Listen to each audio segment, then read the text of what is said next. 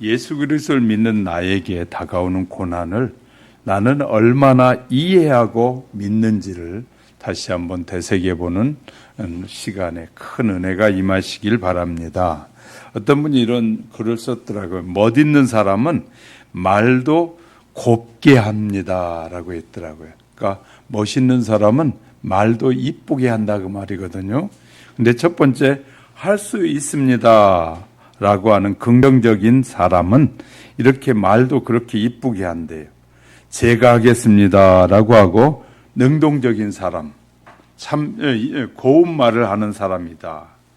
무엇이든지 도와드리겠습니다 라고 하는 적극적인 사람, 기꺼이 해드리겠습니다 라고 하는 헌신적인 사람, 잘못된 것은 바로 고치겠습니다 라고 하는 겸허한 사람, 참 좋은 말씀입니다 라고 하는 수용적인 사람, 이렇게 하면 어떻겠습니까 하고 협조적인 사람, 대단히 감사합니다 라고 하는 감사할 줄 아는 사람, 도울 일이 없습니까 하고 물을 수 있는 여유 있는 사람, 이 순간 할 일이 무엇일까라며 일을 찾아 할 줄 아는 사람은 참 멋있는 사람이다 라고 썼더라고요.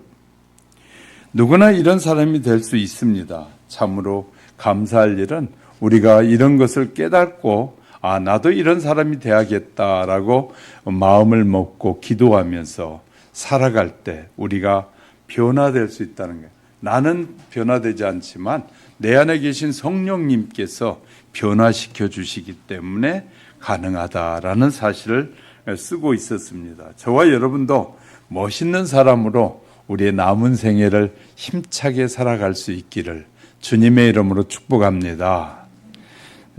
본문의 사도 야고보는 고난당할 때도 기도하고 기쁜 일을 만났을 때도 찬송하라고 성도들에게 권면합니다. 고난당할 때 드리는 기도는 하나님과 성도를 더 가깝게 하고 고난을 이겨내는 힘의 원천이 되기 때문에 기도하라라고 한답니다. 성도의 삶을 하나님과 나누는 끊임없는 교제 속에서 이루어질 때 힘이 계속 공급되기 때문이다.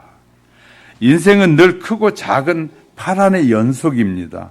한평생 어제와 다름없는 오늘과 다름없는 내일을 기대하나 그러한 삶을 살아가는 사람은 대부분 없다고 합니다. 때로는 예기치 못한 고난이 닥쳐오고 불시에 파국을 맞이하기도 하는 것이 인간의 생애다라고 말해줍니다. 인간은 누구나 삶의 오르막과 내리막을 경험하게 됩니다. 성도는 이러한 삶의 여정을 혼자 행하지 않고 기도를 통해서 하나님과 늘 교제하면서 행하는 것이 바로 성도의 삶이다. 그리고 고난이 닥쳐왔을 때 기쁨과 영광의 순간을 맞이했을 때도 혼자 말로 일로 여기지 말고 하나님과 함께 나누며 공유할 때 더 복된 삶이 된다라고 우리에게 가르쳐주고 있습니다. 오늘은 고난 속에서 기도해야 할 이유와 하늘의 보좌를 흔들고 불가능을 가능케 하는 위력 있는 기도란 어떤 기도인지를 살펴가는 시간에 하나님께서 어떻게 우리에게 응답해 주시고 함께 하는지를 더 깊이 깨달아가는 은혜의 시간이 될 수 있기를 주님의 이름으로 축복합니다. 성도는 고난의 때 곧 기도가 필요하다라는 사실을 알라는 것입니다. 13절에서 너희 중에 고난 당한 자가 있느냐 그는 기도할 것이요 즐거워하는 자가 있느냐 그는 찬송할지라. 고난은 모든 사람에게나 누구에게나 찾아오지만 고난을 겪어내는 인간의 모습은 저마다 다르다는 거예요. 똑같이 고난은 오는데 어떤 사람은 고난을 쉽게 넘어가는데 어떤 사람은 고난에 그냥 턱걸이에서 몸부림치는 사람도 있다. 다양하다는 거죠. 그러나 하나님을 알지 못하는 사람들은 대개 고난 앞에서 두 가지 형태를 보인다는 거예요. 첫째, 자신의 힘으로 고난을 이겨내고자 몸부림치는 사람이 있고 또 하나는 아예 포기하고 고난 앞에 주저앉고 마는 사람이 있다라는 것입니다. 그런데 성도들은 고난에 대한 인식과 이 고난을 극복하는 방법이 처음부터 믿지 않는 사람들과는 완벽하게 다른 것이 성도라는 거죠. 하나님은 이 세계의 창조주시며 섭리자로 온전히 신뢰하는 성도는 고난을 하나님께서 섭리하는 역사와 과정으로 생각해야 된다는 것입니다. 그리고 고난 자체를 신앙의 성숙의 기회로 삼는 것이다. 신실한 성도들은 고난 당할 때는 오히려 감사하고 기도해야 할 때임을 금방 알게 된다는 것입니다. 고난은 기도를 통해서 하나님과 성도 사이에 맺은 유대의 끈을 더욱 곤고히 하고 신앙을 성숙한 기회로 삼는 것이 바로 고난의 때다라고 성경을 통해서 하나님은 우리에게 가르쳐주고 있습니다. 그래서 고난 당할 때 기도하라고 명하신 하나님은 당신의 계획을 실현하고 성도들을 축복의 길로 이끌기 위해서 실제적인 다양한 방법으로 고난을 허락해 주신다는 거예요. 그러니까 이 말은 다른 말로 하면 능히 고난을 이길 수 있는 고난을 허락해 주신다는 거예요. 할렐루야. 그러니까 우리가 성도들이 고난을 극복하지 못하는 고난은 없다는 거예요. 다 고난은 극복할 수 있는데 각자에게 다양하게 주어지게 된다는 것입니다. 고난도 그 방법들 가운데 하나입니다. 하나님은 성도들에게 축복이 되고 하나님께는 영광이 된 역사를 이루기 위해 때로 고난을 허락하신다라고 시편 119편 67절에서도 고린도후서 4장 17절에서도 우리에게 말씀하고 계십니다. 그리고 성도들이 당신의 하나님의 뜻을 깨닫고 고난을 통해 준 축복을 차지할 수 있도록 인도한다고 시편 50편 15절에 보니까 환난 날에 나를 부르라. 내가 너를 건지리니 내가 너를 영화롭게 하리라 라고 말씀하셨어요. 환난 때 하나님께 부르짖는 기도는 성도들이 하나님의 섭리에 참여할 수 있는 가장 쉽고 완전한 수단이라고 말이죠. 따라서 성도들은 고난과 어려움이 찾아올 때 바로 고난을 주신 하나님의 뜻을 구하는 기도를 하라는 거예요. 왜 하나님이 이런 고난을 주셨을까를 생각하라는 거예요. 고난은 하나님께서 마련해 주시는 기도하라는 기회이고 고난 당할 때가 곧 하나님을 가까이에서 만날 수 있는 기회라는 사실을 기억하면 이 모든 것이 축복이 될 것이라고 말씀해 주고 있습니다. 성도는 하나님의 뜻을 따라 기도해야 됩니다. 아무리 큰 소리로 기도하고 때를 쓰면서 기도해도 하나님의 뜻에 어긋나는 것을 구하거나 마귀가 좋아하는 것을 구하면 응답받을 수가 없다는 것입니다.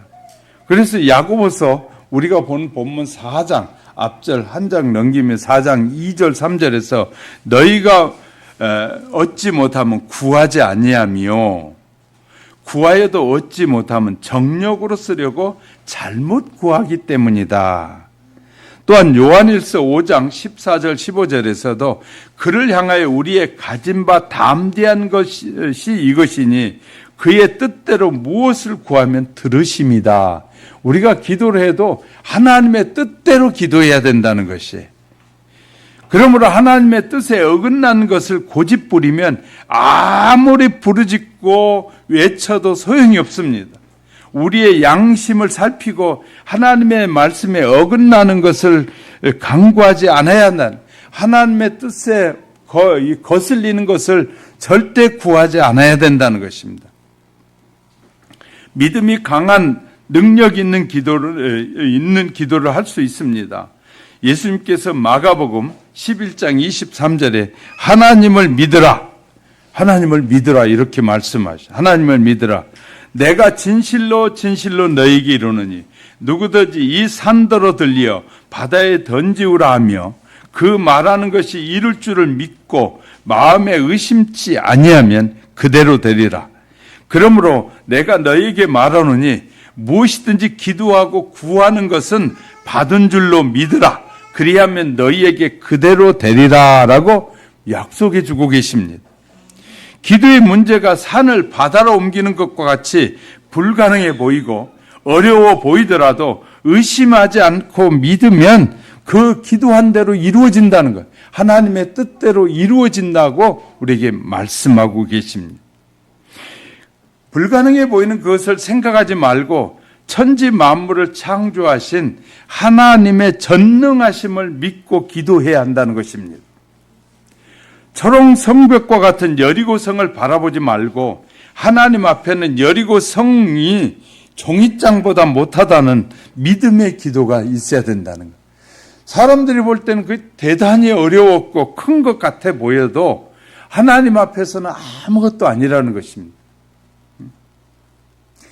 대한민국이 넘어질 것 같이 그냥 이 사회주의로 넘어져 갈 것 같아도 하나님이 계시는 이상은 절대로 그 뜻이 안 이루어진다는 거예요.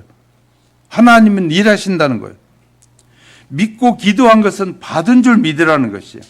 기도할 때 응답받는 모습을 기리면서 이렇게 응답해 주실 것이다. 하나님의 뜻대로 기도했으니까 그런 모습으로 기도합니다. 다 이루어진 것을 마음속에 그리고 기도하고 나서 계속된 것을 믿는 자세로 바라보라고 하십니다. 믿음이 강하고 담대한 만큼 기도의 위력은 야고보서 1장 6절 8절에 보면 오직 믿음으로 구하고 조금도 의심하지 말라. 의심하는 자는 마치 바람에 밀려 요동하는 바다 물결 같으니 이런 사람은 무엇이든지 주께 얻지를 생각하지 말라. 두 마음을 품어 모든 일에 정함이 없는 자로다라고 말씀하셔요. 기독교의 역사는 기도의 역사라는 말은 참으로 진리라고 말씀드릴 수 있습니다. 하나님의 역사하심이 성도들의 기도를 통해서 세상에 나타나게 됩니다. 일찍이 하나님이 크게 들어쓰신 사람들이나 세상을 크게 변화시킨 사람들은 재주 많은 사람이나 학문이 높은 사람이 아니라 바로 무릎을 꿇고 강력한 사람, 무릎 꿇기에 무릎이 단단한 사람, 이 기도에 강한 사람들이었습니다. 기도하는 사람은 반드시 이루어지고야 말기 때문이죠. 그런데 참으로 기도의 필요성을 아는 사람은 많지 않고 기도의 필요성을 알면서도 실천하는 사람이 적다는 거예요. 그렇게 기도가 중요하다고 해도 우리가 기도하는 일에 더 많은 시간을 투자하지 못하고 있단 말이에요. 기도하면 하나님이 하나님의 뜻대로 기도하면 응답해 주신다고 그렇게 말해도 기도하는 것이 힘들다고 하고 기도가 어렵다고 하고 기도하지 않는다는 거예요. 왜냐하면 이 사탄 마귀는 기도하는 사람을 가장 무서워하기 때문에. 마귀가 무서워하는 사람이 누구라고요? 이 기도하는 사람. 왜냐하면 예수 이름으로 기도할 때 귀신이 쫓겨가게 되고 이 질병이 떠나게 되고 예수 이름으로 기도할 때 수많은 기적이 일어나죠. 마귀도 떠나게 되잖아요. 이 기도하는 사람은 누구도 못 이기는 거예요. 하나님의 뜻대로 기도하는 사람은 반드시 이루어지는 거예요. 기도하는 것은 가장 크게 방해하는 것이 마귀입니다. 그래서 마귀는 기도실 문 앞에 큰 군대를 배치한대요. 기도하려고 하면 기도를 방해하기 위해서 가장 마귀가 많이 군대를 배치하는 곳이 기도실이래. 내가 이곳에서 기도하리라. 그러면 그곳에 마귀를 들끓게 한다는 거예요. 기도 못하게 하려고. 기도하지 않는 신자, 기도하지 않는 목자, 그가 아무리 똑똑하고 박사학위를 몇 개를 가졌더라도 마귀는 조금도 두려워하지 않는다는 거예요. 기도하지 않는. 기도를 열심히 하지 않는 교회는 부흥될 수 없고 마귀가 무서워하지 않고 기도에도 응답이 잘 안 되는 무력한 기도가 있는가 하면 불가능을 가능케 하는 강력한 기도가 있다는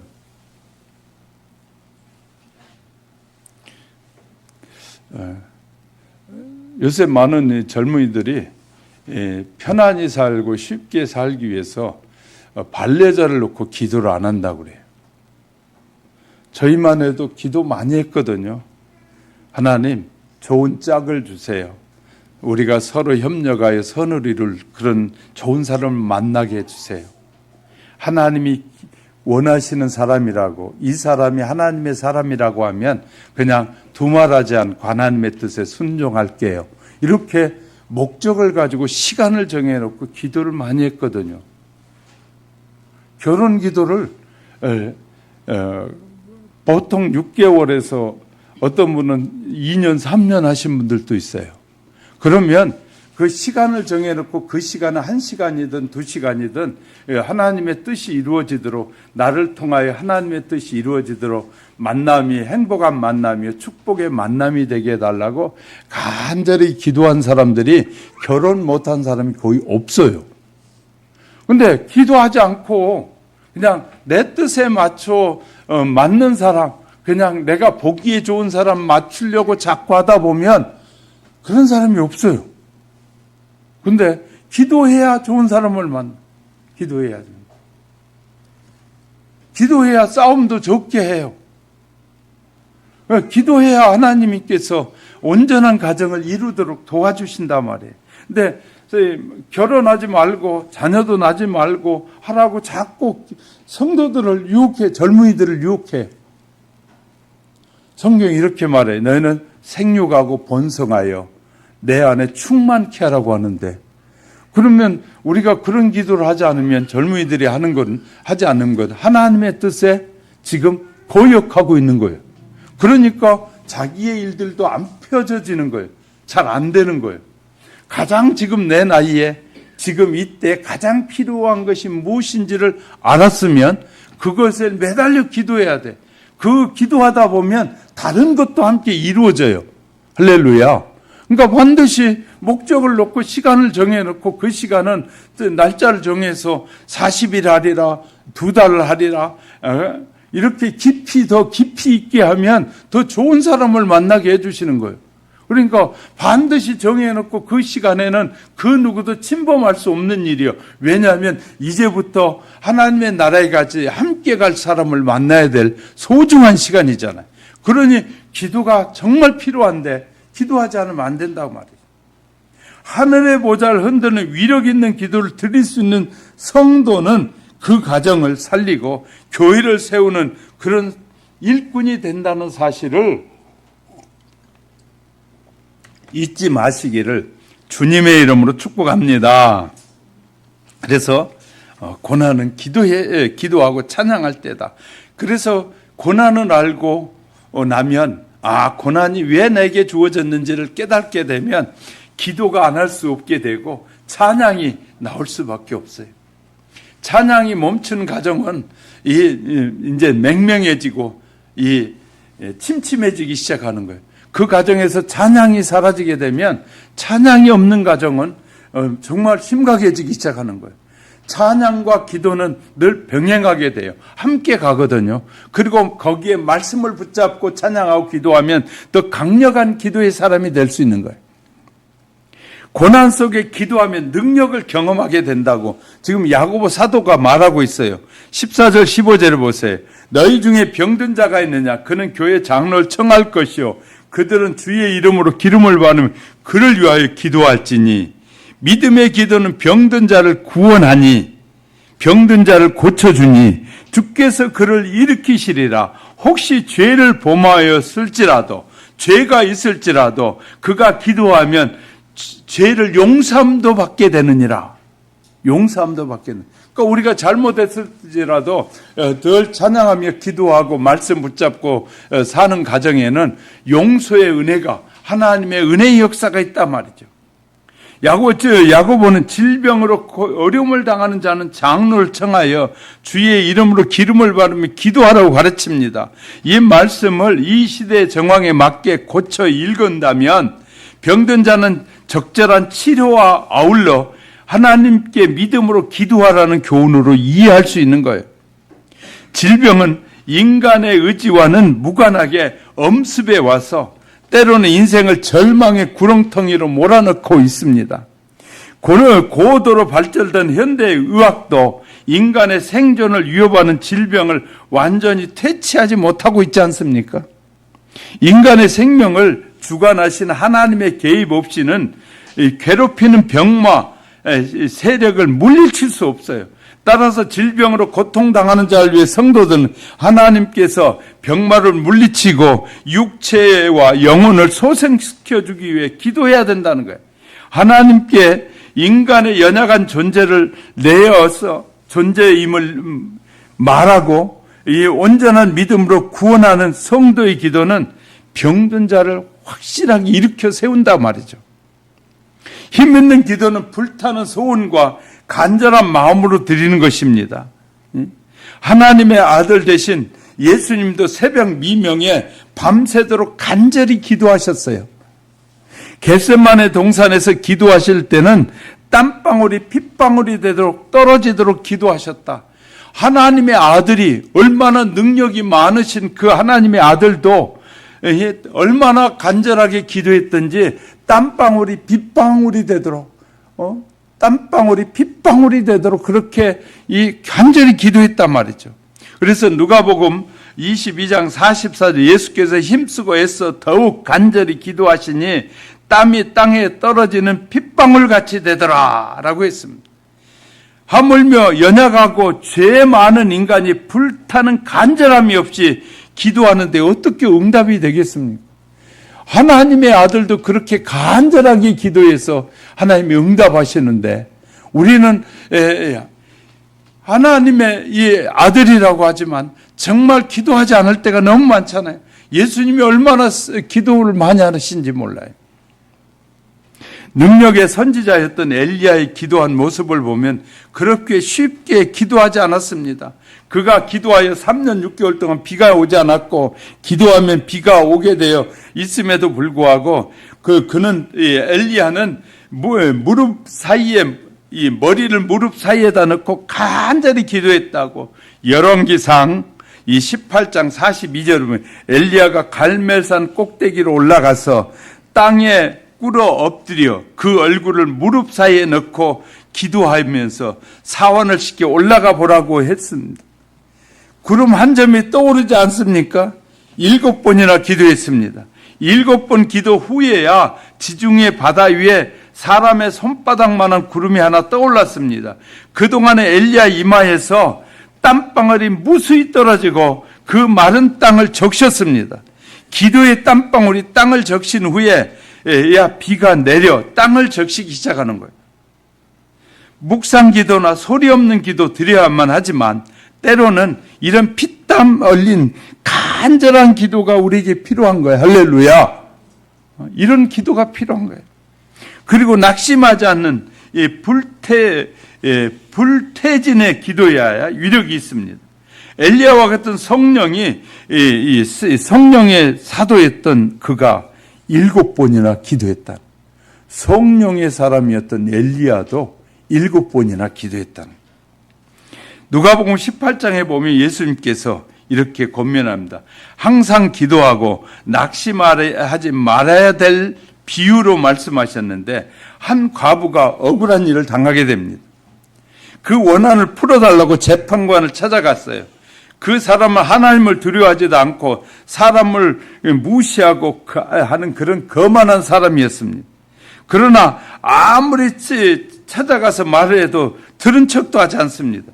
그러나 이 여자는 절대로 낙심하지 않고 물러서지 않고 계속 찾아가 졸라댑니다. 아마 나중에는 문도 열어주지 않습니다. 새벽같이 재판장 집에 가서 기다리다가 출근하려고 나오면 귀찮게 따라가면서 원한을 풀어달라고 졸랐습니다. 그래도 못 들은 척하고 재판소로 가니까 재판소로 찾아가서 그곳에 따라가면서 달라붙어 다닙니다. 문제 해결해 달라고 졸라댑니다. 열흘 20날 낙심차고 끈질기게 매달립니다. 재판장은 눈만 감으면 그 여자가 재판장님 하면서 따라붙는 것이 보일 정도입니다. 노이즈에 걸릴 정도로 그렇게 따라다니는 거죠. 잠도 못 잘 지경이 된 거죠. 그러니까 할 수 없이 이 과부가 나를 번거롭게 하니 내가 그 원한을 풀어주리라. 그렇지 않으면 늘 와서 나를 괴롭게 하리라 하고 아예 귀찮다며 드디어 그 소원을 풀어주셨다는 것이 예수님의 말씀이잖아요. 이런 신앙도 없고 인정도 없고 교만한 재판장도 졸라대니 들어주었는데 하물며 하나님 아버지께서 그 밤낮 부르짖는 택한 자들의 원한을 풀어주지 않겠느냐. 그리고 그러나 인자가 올 때 세상에 믿음을 보겠느냐. 강한 믿음이 없이는 이런 끈질긴 기도를 할 수 없기 때문이죠. 형식적인 기도, 힘이 안 들어가는 기도, 위력이 없습니다. 예수님의 간절한 기도, 끈질긴 기도가 얼마나 중요한지 과부와 재판관의 비유를 통해서 말씀해 주고 계세요. 또한 친구가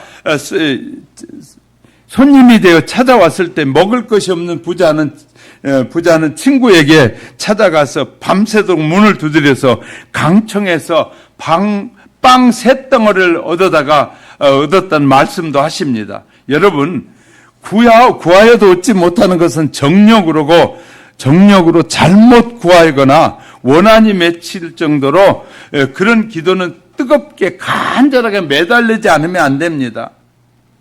하나님께서 병 고칠 능력이 없겠습니까? 하나님께 물질이 없습니까? 신랑감이 없습니까? 하나님에게 신부감이 없습니까? 하나님에게는 없습니까? 모두 원한이 맺힐 정도로 간절히 기도하지 않기 때문에 하나님 주시면 하고 안 주면 말지. 그러게 가지고는 여러분의 소원이 안 이루어져요. 하나님 반드시 주셔야 됩니다. 하나님이 생육하고 번성하라고 하지 않았습니까? 그 약속대로 그 약속을 이루기 위해서 하나님 주셔야 합니다. 짝을 만나서 아름다운 가정을 이루고 신앙의 가정을 이루어서 다른 사람의 본이 되고 다른 사람에게 이 하나님의 복음의 생명을 전하는 자로 살고 싶습니다. 라고 이런 애틋함이 있어야 된다 그 말이에요. 그래야 하나님이 빨리 응답해 주시는 거예요.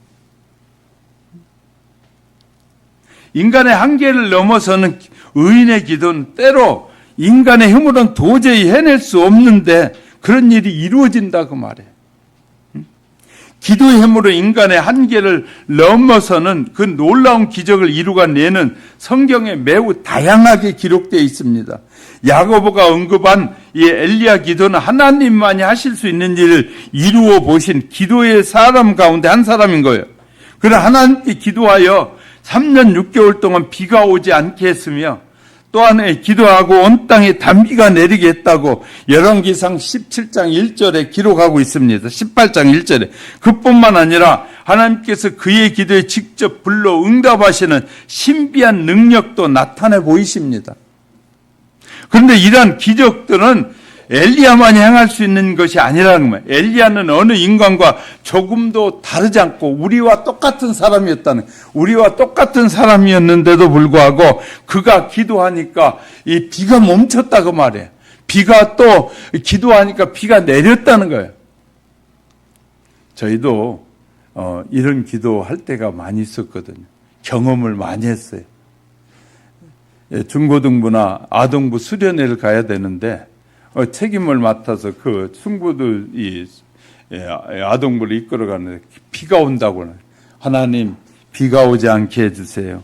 우리가 꼭 비가 필요하면 우리가 가는 시간이라도 멈추게 해주세요. 그렇게 기도할 때요. 수련회 가려고 딱 차를 타는 순간까지는 비가 그쳤다가 타고 가는 순간에 비가 내리고 도착하면 비가 또 안 내리는 그건 수도 없이 경험한 거예요. 놀라운 것은 우리같이 아무 연약한 우리가 기도했는데도 하나님이 들으신다는 거예요. 분명히 일기예보에는 하루 종일 비가 쭈룩쭈룩 쏟아진다는데 기도했는데 그 지역만 멈추게 하시는 하나님의 역사 얼마나 많이 경험합니까? 그러니까 우리가 사업을 하든지 무슨 일을 하든지 소중한 일은 하나님 앞에 미리 막 간절히 기도해야 돼요. 하나님 이 일이 성사돼서 하나님을 더 기쁘게 하게 하옵소서 하고 간절히 기도하면 속는 일이 없게 하고 그 일이 성사돼도 반드시 아름답게 성사되도록 역사하시고 그러니까 하나님 앞에 이렇게 우리의 모든 삶을 맡기게 되면 하나님이 우리보다 더 지혜롭고 우리보다 더 멋지게 일들을 해결해 주신 분이 하나님이세요. 할렐루야. 그렇게 기도하라는 거예요. 기도는 우리를 힘들게 하려고 하라는 것이 아니라 우리에게 복되게 해주시려고 기도하라는 거예요. 할렐루야. 그러니까 우리가 잘되고 형통한 일을 더 많이 경험하고 하나님이 우리와 나와 함께 하신다는 사실을 더 많이 경험하게 해주시려고 기도하라고 했으니, 그래서 고난이 있어서 기도하고 나면, 기도하면서 깨닫게 되면 기도와 찬양이 달라질 수밖에 없어요. 그냥 대충 하는 찬양이 아니라 정말 마음에서부터 신실하게 찬양할 수밖에 없는 거예요. 할렐루야. 왜냐하면 하나님이 함께 하시면 우리의 생각보다 더 지혜롭고 아름다우신 하나님의 역사가 이루어지기 시작하면 사람들이 깜짝깜짝 놀랄 일들이 일어나기 때문에, 사람들이 어떻게 저런 것이 가능하지? 어떻게 저런 일이 저분에게 일어났지? 아니, 저분은 정말 그런 일을 전혀 할지 모르는 사람인데 어떻게 그런 분이 저런 일을 했지? 이런 기적을 경험해요. 지식이 많은 사람들, 권력 있는 사람들이 기도하는 사람 보고 깜짝깜짝 놀라는 거예요. 어떻게 저분에게 저런 일이 가능하지? 하나님이 붙여주시면, 하나님이 그 사람에게 응답하실 때 나에게만 응답하시는 것이 아니라 저 사람에게도 같이 응답해줘요. 그래서 그 일을 성사하도록, 다른 사람에게 성사되는 것이 아니라 내 일에 성사되도록 저 사람을 딱 움직여주시는 거예요. 할렐루야. 그러니 얼마나 기도가 소중한 기도인지 몰라요. 그러면 성도들은 항상 주님 앞에 잡아가고 기도하고 의로운 삶을 살기 위해 노력하며 기도를 병행해야 됩니다. 그래서 지혜로운 신앙생활이 되어야 합니다.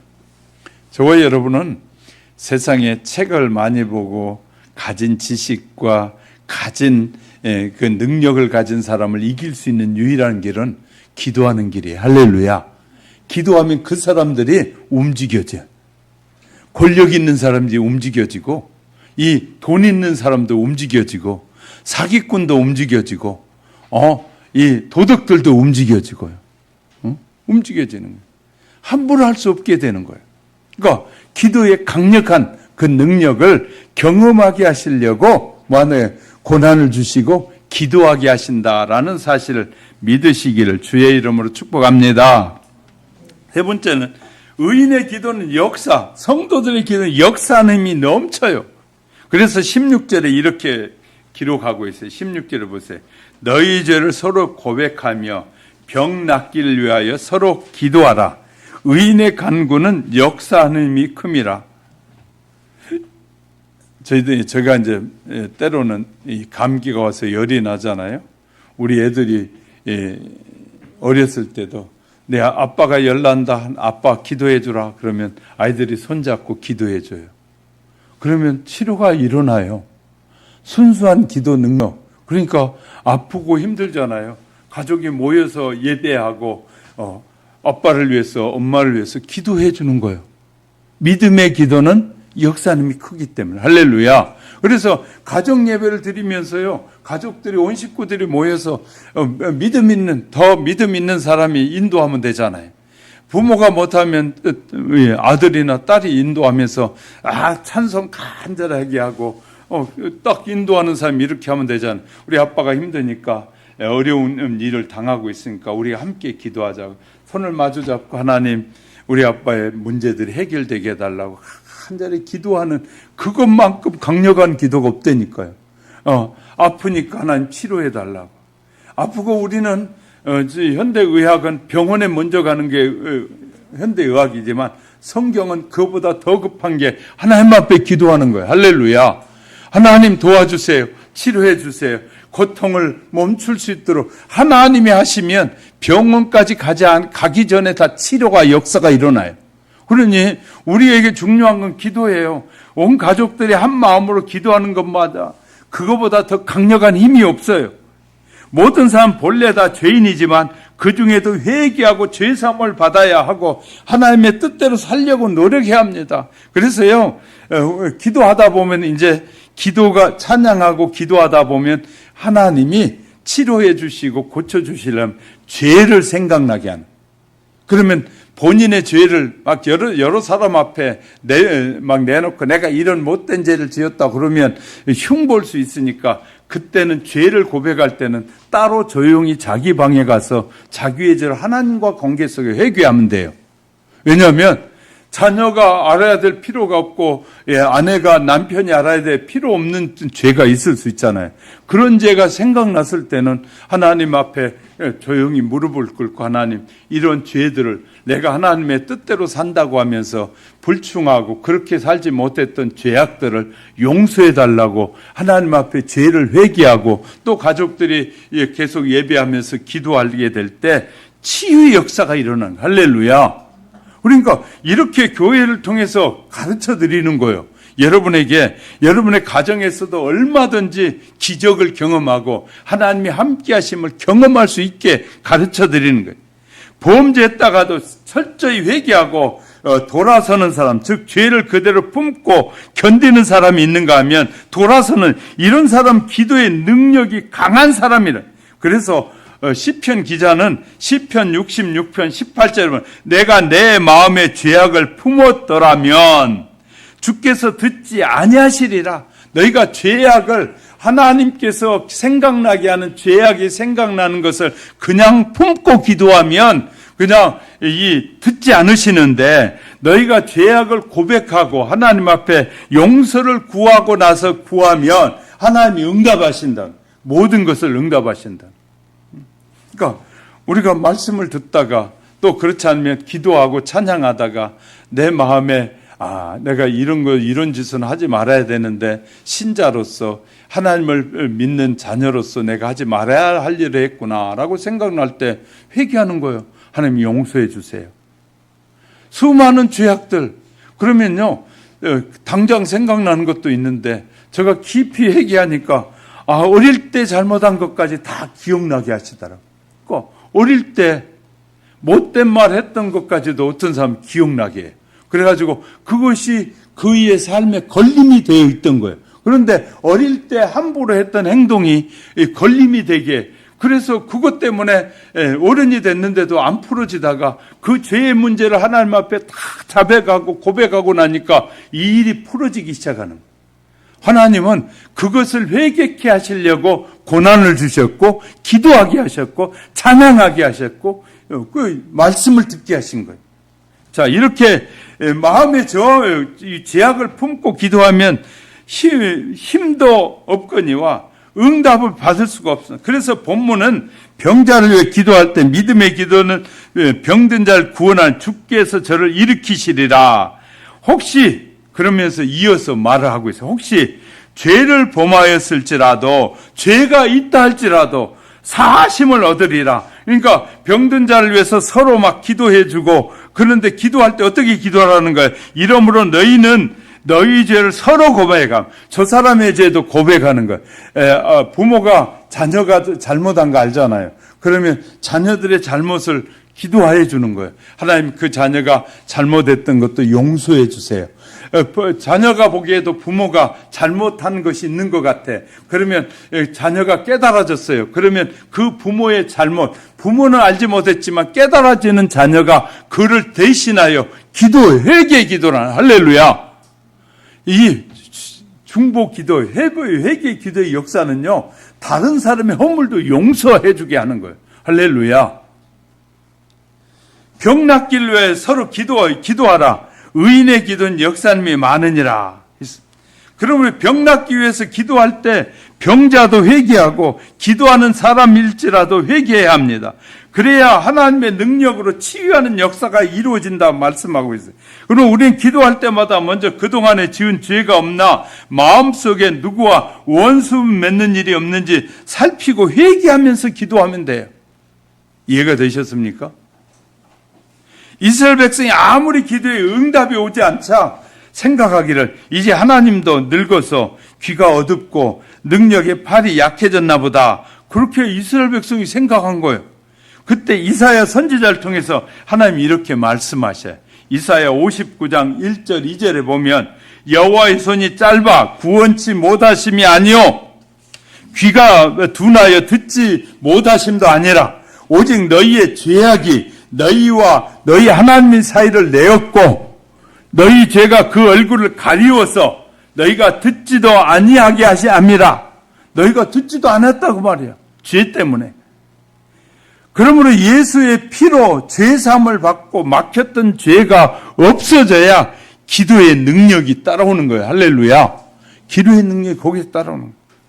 그러니까 죄를 많이 짓잖아요. 기도하던 사람도 죄를 많이 지으면 능력이 소멸되기 시작해. 기도는 묵상으로 할 수 있고 생각으로만도 할 수 있습니다. 또 길을 가면서도 할 수 있고 일하면서 할 수 있습니다. 그러나 가장 강력한 기도는 무슨 기도냐면 소리내서 부르짖는 합심 기도의 이력이 대단해요. 할렐루야. 그래서 자꾸 교회에서 합심 기도라는 거예요. 환자가 있고 어려울 때는 합심 기도를 하는 것이 합심 기도의 능력이 더 강력해요. 그래서 가정에서 가족들이 함께 합심해서 하는 기도가 하나님이 그 가정을 세우는, 그 가정을 살리는 기도가 되는 거야. 할렐루야. 그러니 그것을 깨달은 자가 먼저 시작하면 돼요. 우리 함께 예배 드립시다. 하고 하면 돼요. 자, 너무너무 중요한 것이에요. 자, 한 40년 지금 저도 신앙 이제 이 사역을 해보다 보니까 얻은 결론이 뭐 성령운동이나 이런 얻은 결론이 뭐 합심하여 뜨겁게 부르짖는 기도가 가장 능력이 있음을 알게 되는 거예요. 그래서 우리가요 합심 기도, 성령님 역사해달라고 하는 기도가 정말 사단의 세력을 꺾을 수 있는 기도입니다. 예수님이 우리만 못해서 밤새워가며 땀방울이 핏방울처럼 떨어지도록 기도한 거 아니다 그 말이에요. 그것은 하나님의 능력이 나타나는 길이기 때문에. 능력의 선지자 엘리야도 머리를 무릎 사이에 넣고 기도하되 응답이 올 때까지 7번이나 기도한 뒤에 겨우 손바닥만한 구름이 떠오르지 않았습니까? 에레미야 29장 12절 13절 너희는 내게 와서 부르짖으며 와서 내게 기도하면 내가 너희를 들을 것이요 너희가 전심으로 나를 찾으면 나를 만나리라. 하나님은 어떤 모양으로든지 오늘날도 만날 수 있는데 그러기 위해서 땀을 흘리고 목이 쉬도록 부르짖는 기도가 있을 때 그런 체험이 있습니다. 전심으로 부르짖고 찾으라는 거예요. 시편 100편 1절에 보면 온 땅이여 여호와께 즐거이 부를지어다. 즉 즐겁고 시끄러운 소리를 내라 그 말이에요. 소리 내서 외치라 그 말이에요. 이제 가끔 이제 병원에 가보면요. 이제 이 사실을 아주 실감나게 깨닫게 돼요. 적당히 아플 때는 소리 안 지르고 그러다가요. 진짜 아프면 소리를 박박 질러대요. 뭐 예쁜 사람이든 잘난 사람이든 멋지게 생긴 사람이든 생긴 거 상관없이 막 의사에게 어떤 사람은 아프잖아요. 막 의사에게 막 욕을 바락바락해요. 수술을 실에서도. 그래서 이 수면으로 하고 그러는 거거든요. 의사도 요거도 먹으면서 수술하면 하기 싫거든요. 그래서 수면 수술하는 거예요. 마취해가지고. 왜냐하면 마취해서 하면 아픔을 느끼지 못하니까 고통을 막 표현하지 않잖아요. 그런데 그냥 해보세요. 점잖은 사람이 이렇게 처음에는 안 아프니까 뭐 그 정도에 괜찮 수술하던 나중에는 아프잖아요. 야 좀 천천히 해. 왜 그렇게 아프게 하냐 막 하고 막 별소리를 다 해. 우리 임영봉 권사님 수술할 때 안 그랬죠? 이 수술할 때 막 째고 이 내장 수술할 때 보면요, 이 배를 째면 내장을 다 꺼냅니다. 막 12지항까지 다 밖으로 꺼내놓고 수술한 다음에 다시 집어넣고 꼬매거든요. 그러니 생사를 찢어내고 쭉 찢어내놓고 배를 옆으로 집게들로 양쪽에 잡아놓고 막 안에서 간이고 뭐고 다 꺼내거든요. 더 많이 수술하게 되면 배꼽 어디냐 이 갈비살 그 위에서부터 아래까지 찢으면요, 이 짝을 쭉 하면 안에 다 내장이 나와. 내장 다 꺼내가지고 씻어. 또 또 막 너무 피가 많이 묻었으면 닦고 그래가지고 다시 집어넣어가지고 꾸매고 그래요. 그런 고통스러운 수술을 할 때 얼마나 고통스러우면 막 부르짖는 거예요. 그러면 의사는 부르짖지 못하게 하려고 뭘 써요? 몰핀을 쓰잖아요. 진통제를 쓰는 거거든요. 진통제를 써서 그 사람이 그런 모습을 드러내지 않게 쓰는 거거든요. 그래서 정말 힘들고 우리가 필요하고 하나님 앞에 매달려야 할 것은 그렇게 기도해야 돼. 열왕기하 18장에 하나님의 이렇게 막 부르짖고 떠들고 막 외치다가 조용히 해서 이제 지쳐가지고 조용히 있는데 열왕기하 18장 보니까 하나님의 미세한 음성이 들렸다는, 크고 강한 바람과 큰 지진이 지나고 불이 지난 후에 이 세미한 음성이 들리는 것을 알았다.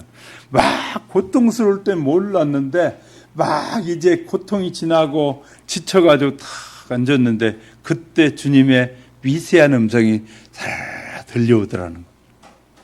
그러니까요, 이 뜨겁고 강한 기도, 불같은 기도를 드린 사람이 고요한 가운데 하나님의 음성을 들을 수 있어요.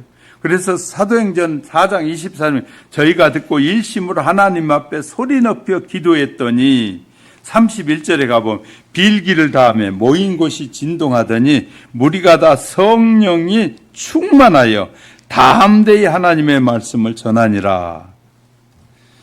아프시고 그럴 때는요, 가족들을 모아가지고 우리 함께 예배드리고 기도하자 하고 자꾸 하셔야 돼요. 그러면 하나님이 그 일을 통해서 가정이 연합하게 되고, 기도할 때 그것만 기도하나요?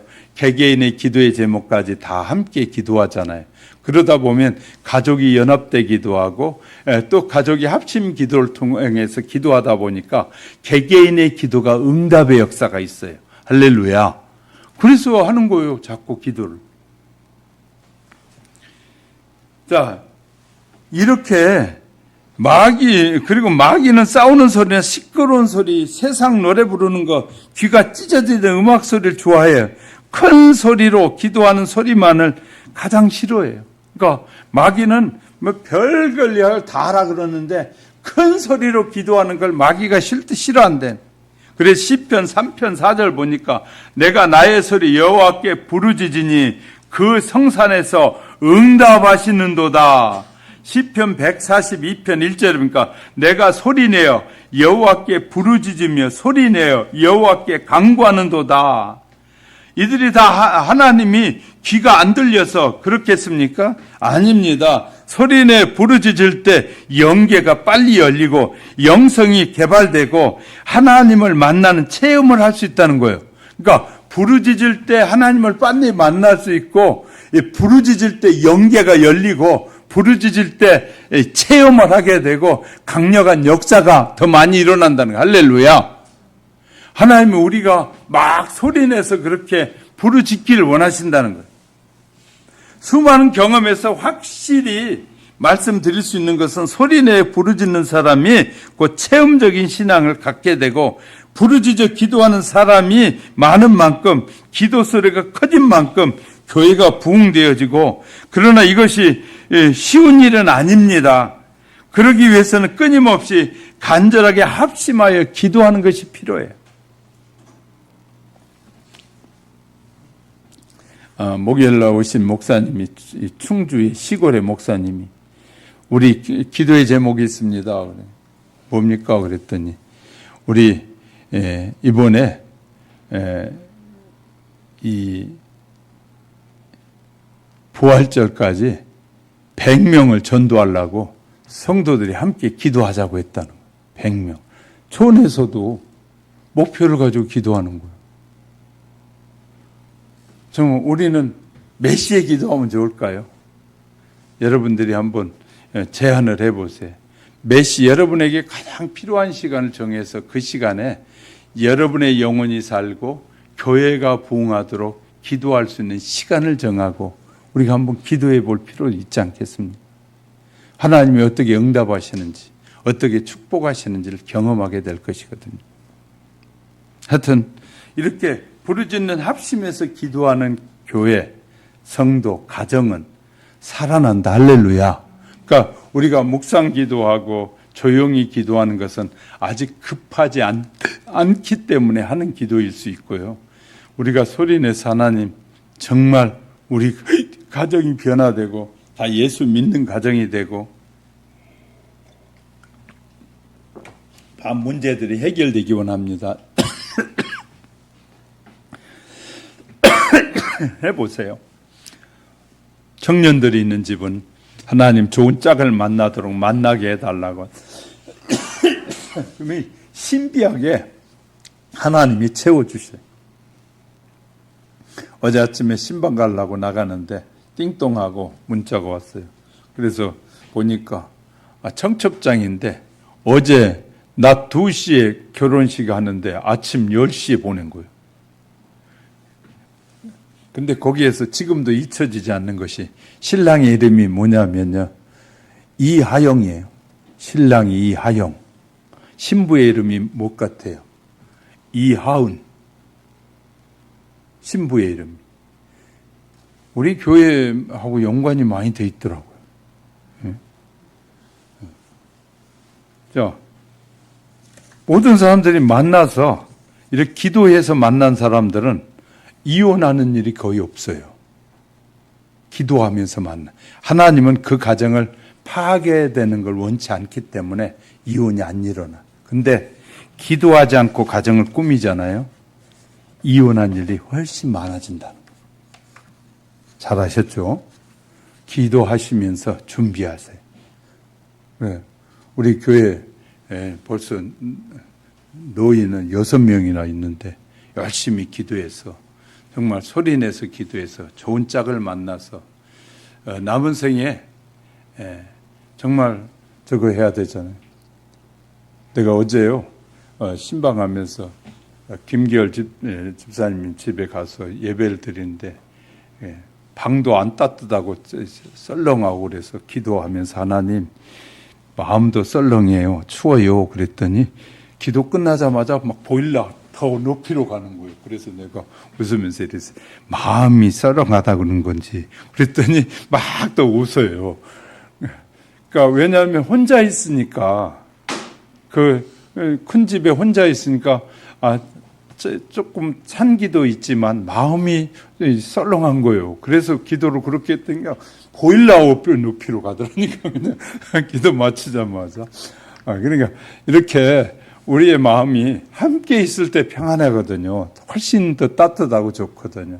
그래서 함께 있는 부부들은 서로를 소중히 여기고 서로 격려하고 축복하는 그런 부부들이 되시기 바랍니다. 그래서 서로 기도하면서 서로의 기도의 제목을 묻고 서로를 위해서 기도해 주고 하나님 나보다 저 사람의 기도를 더 응답해 주세요. 더 빨리 축복해 주세요. 저 사람의 문제를 빨리 해결해 주세요 하고 상대를 위해서 기도해 줄 때 하나님이 더 기뻐하셔요. 할렐루야. 나를 위한 기도보다는 다른 사람을 위한 기도. 이게 중보 기도라고 하거든요. 다른 사람을 위해서 하는 기도가 훨씬 더 강력해집니다.